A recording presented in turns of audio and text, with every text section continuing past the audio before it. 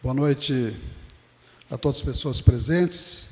No início da minha fala, eu queria justificar o voto que eu dei contrário à instalação de uma correção processante, que a gente tem que lembrar que nós não estamos fazendo o julgamento criminal, isso cabe à Justiça.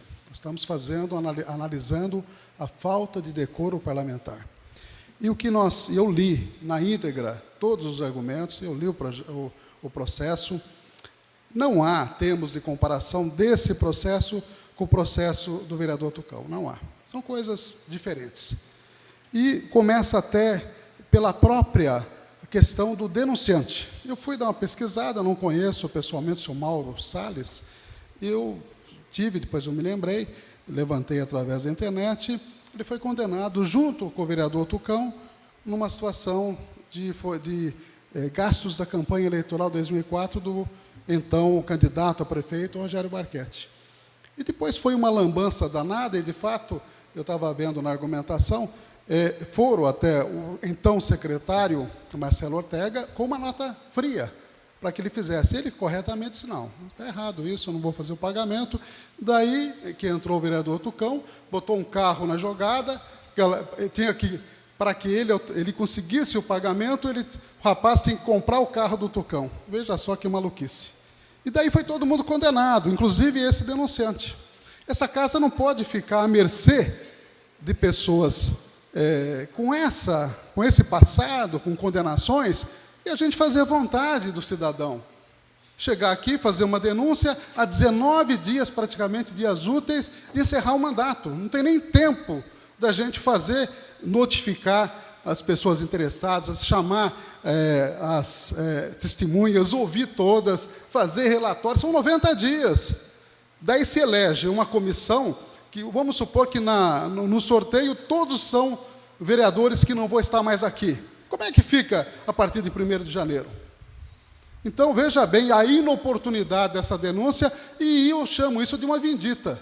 É uma vingança, na verdade, que fizeram para tentar prejudicar o Marcelo Ortega.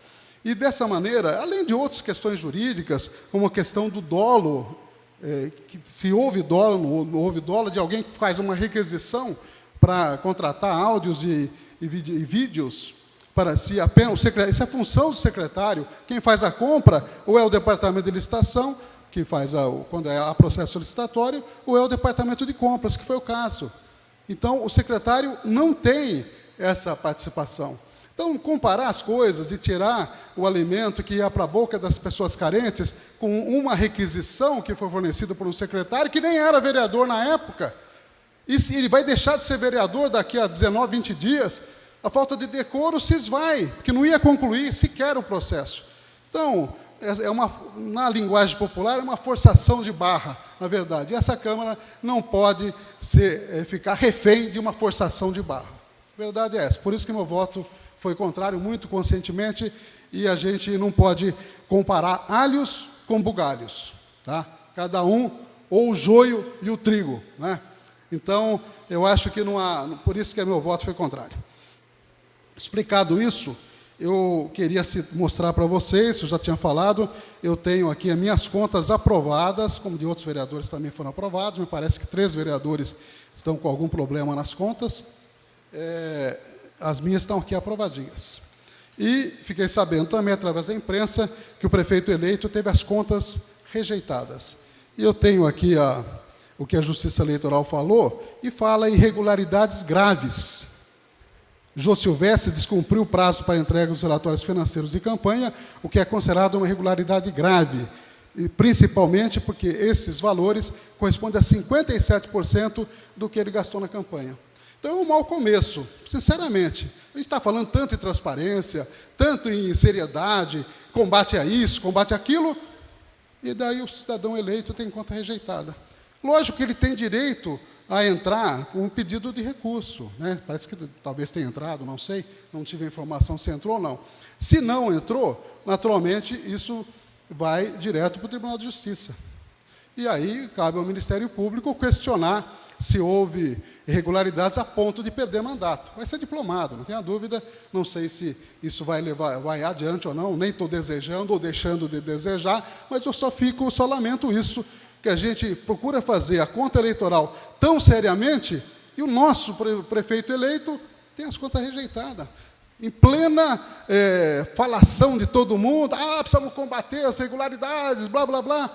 E aqui tem esse exemplo, que não é um bom exemplo, diga-se de passagem. Eu queria agradecer ao Rodrigo Valim, que me presenteou com esse livro que vai ser lançado amanhã em São Paulo, coordenado pelo irmão dele, que é um avareense, Rafael Valim, juntamente com Cristiano Zanin Martins e Valesca Teixeira Zanin Martins, que fizeram esse livro, que eu estou começando a ler, O Caso Lula, a luta pela afirmação dos direitos fundamentais no Brasil. É uma compilação de renomados juristas. Por exemplo, veja só os temas interessantes. O enfrentamento da corrupção nos limites do Estado de Direito. Luz, câmera, ação, a espetacularização da Operação Lava Jato, no caso Lula, ou de como o direito foi predado pela moral. Por exemplo, presunção de inocência e verdade jurídica, delação premiada como substituto da atividade investigativa do Estado. Esses são vários temas, eu acho que vale a leitura, e nós vamos ler com muita atenção. E parabéns ao Rafael Valim, que é um avareense renomado, um advogado renomado, como os demais também, que coordenaram a realização desse livro, que amanhã estará sendo lançado num espaço lá em São Paulo. Parabéns a ele. E outro assunto também, que eu acho que está havendo muita desinformação a respeito do abuso de autoridade. Quem é a favor do abuso de autoridade? Ninguém é a favor de abuso de autoridade. Por exemplo, uma juíza determinou que uma moça ficasse presa no Pará, e ela foi estuprada N vezes, porque ela ficou numa cadeia onde tinha homens. E essa juíza foi afastada há 2 anos, com salário de 25 mil. Essa foi a pena que ela levou. Outro, um guarda municipal, o multou e ele revirou a situação, desacato, sabe com quem você está falando? E o rapaz foi condenado. E eu fiquei sabendo hoje, está até na UOL, que 16,4 milhões de reais são gastos por ano para pagar aposentadorias de juízes condenados, são 48, condenados pelo Conselho Nacional de Justiça. Então, eu acho que a lei é para o pobre, é para o rico e é para as autoridades também. Eu até vou apresentar esse vídeo rapidinho do Requião, falando sobre ele, que é o relator do processo desse projeto, aliás, lá no Senado, ele falando sobre a questão do abuso de autoridade, para a gente pensar um pouquinho. Solta o Requião aí, senador do Paraná. Recebo no meu telefone mensagens pedindo que eu vote contra a lei que extermina no Brasil o abuso de autoridade. Minha gente, vocês estão loucos? Vocês são a favor do abuso de autoridade?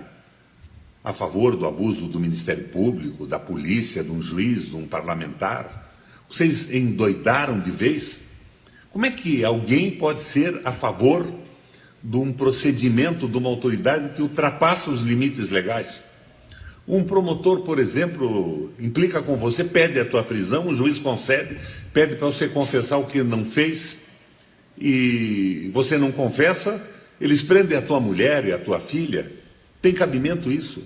Você sabe que um juiz corrupto, quando a corrupção é revelada, é provada, é aposentado com salários integrais, não se submete ao regime comum do funcionário público? Você conhece os privilégios, inclusive, do parlamento? Você não acha que está na hora de acabar com os privilégios? Não cometa essa imbecilidade, essa idiotice de ser a favor do arbítrio. Isso acontece em ditaduras, em estados fascistas, em que algumas corporações querem se sobrepor ao direito e à sociedade. Não cometa esse erro. Está aí o Requião falando muito claramente isso que ele está dizendo, que é abuso, isso que a lei está dizendo. E, inclusive, o que foi votado na Câmara Federal não é terminativo. O Senado pode alterar. E lá está sendo discutido, mais pessoas, inclusive juízes e promotores, vão dar a sua opinião, e no Senado provavelmente vai ser aprimorado esse projeto, que é muito importante. Inclusive, está dizendo que deturparam as ideias dos procuradores. Tinha coisa lá que eram incabíveis, por isso que foi mudado. Eu tenho aqui toda a relação dessas coisas incabíveis, mas o horário é muito curto. Eu deixo, pense um pouquinho, todos nós devemos pensar a respeito do que Requião falou. Boa noite a todos.